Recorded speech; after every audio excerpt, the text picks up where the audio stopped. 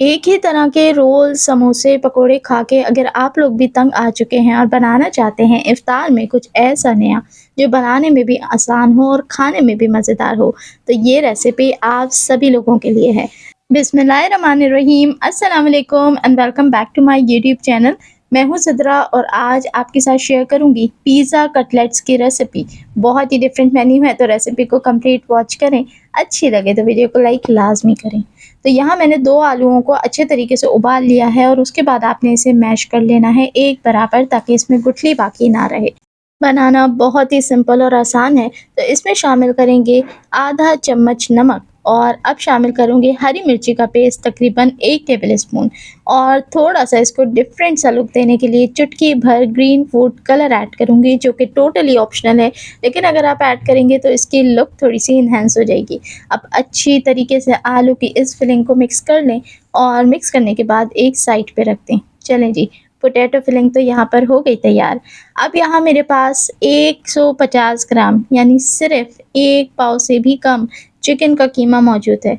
इसके अंदर शामिल करेंगे ऑरिगेनो तकरीबन 1 चौथाई चम्मच, 1 चम्मच चिकन पाउडर, आधा चम्मच पिसी लाल मिर्च का पाउडर और 1 चौथाई चम्मच चाट का मसाला शामिल करें और अच्छे तरीके से मिक्स कर लें। तो यहाँ कीमे के अंदर ज़रा सा भी पानी नहीं होना चाहिए, कीमा बिल्कुल रूखा हो और मसालों को इसके साथ अच्छी तरीके से मिक्स कर दें। यहाँ हमारी जो चिकन की फिलिंग है वो भी बनके तैयार है। अब पिज़्ज़ा कटलेट्स बनाने के लिए यहाँ मैंने ब्रेड के स्लाइसेस का इस्तेमाल करा है। 2 स्लाइसेस को एक बराबर रखते हुए इस तरीके से कोई भी गोल कैप का इस्तेमाल करते हुए सेंटर से आपने इसको गोल कट कर लेना है। 2 ब्रेड के स्लाइसेस को एक साथ जब आप कट करेंगे तो यहाँ हमारे एक कटलेट के लिए 2 स्लाइसेस ईज़िली एक साथ आ जाएँगे। अब इसे बीच से खोल लें और इस पे अब हम अपनी पिज़्ज़ा फिलिंग लगाना शुरू करते हैं। तो सबसे पहले यहाँ सिंपली एक ब्रेड के स्लाइस के ऊपर थोड़ा-सा केचअप ऐड कर लीजिए। अगर आप यहाँ पर पिज़्ज़ा सॉस ऐड करना चाहते हैं तो वो भी अप्लाई कर सकते हैं। अब यहाँ पर रेड कलर के ऊपर बहुत ही खूबसूरत सा ग्रीन कॉम्बिनेशन रखेंगे, ताकि जब इसको लगा के सेंटर से कट करें तो दिखने में भी उतना ही खूबसूरत हो जितना खाने में खूबसूरत है। चलें जी, आलू वाली फिलिंग सबसे पहले इसके ऊपर लगाएँगे और उसके बाद रखेंगे चिकन के कीमे वाली फिलिंग। इस तरीके से इसमें दोनों जायके एक साथ मिलेंगे। अब यहाँ पर पिज़्ज़ा मटीरियल तो बिल्कुल तैयार है, तो चलें जी अब करते हैं इसके ऊपर मज़ीद कुछ चीज़ें ऐड, जिसमें सबसे पहले यहाँ पर मैं स्वीट कॉर्न्स इसके ऊपर ऐड करूँगी।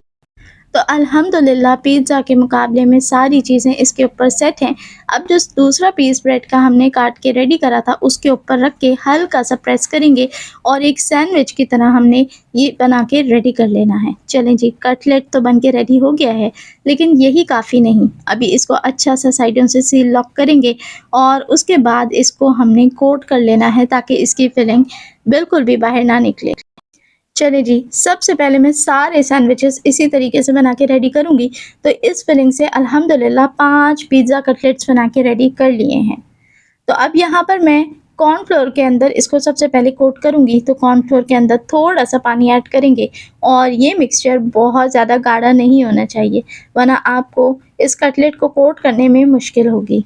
तो कटलेट किस तरीके से सुपर क्रिस्पी बनेंगे, आइए आज आपको वो भी बताती हूँ। तो अच्छे तरीके से कॉर्नफ्लोर को मिक्स करने के बाद ये जो ब्रेड कटलेट बना के रखा है, इसको हमने कॉर्नफ्लोर वाली डिप के अंदर बिल्कुल अच्छे से सारी तरफ से डिप कर लेना है और इसके फ़ौरन बाद हमने इसको ब्रेड क्रम्ब के अंदर कोट कर लेना है।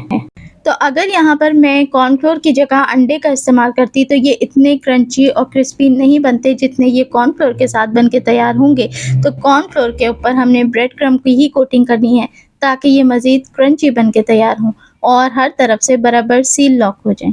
तो यहाँ देखें, अल्हम्दुलिल्लाह सारे पिज़्ज़ा कटलेट्स को इस तरीके से बना के सेट कर लिया है। तो अब चलते हैं इसको फ्राई करने की तरफ। तेल को पहले आपने अच्छे से तेज़ गरम कर लेना है।